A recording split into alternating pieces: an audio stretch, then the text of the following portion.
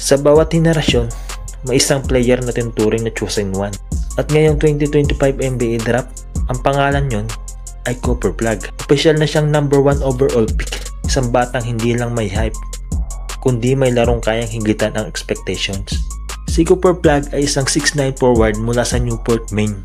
Bata pa lang, dinudominan niya ang AAU at Team USA circuits. Pero ang tunay na breakout, nagsimula sa Montverde Academy, kung saan naging halimaw siya sa opensa at depensa.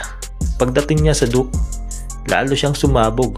Sa kanyang freshman season, si Flagg ay nag-average ng 18.7 points, 8.9 rebounds, 3.2 assists, 2.5 blocks, at 1.4 steals per game. Isang freshman na may laro ng veterano, hindi lang scorer, kundi two-way star na kaya ang pressure ng malaking tablado.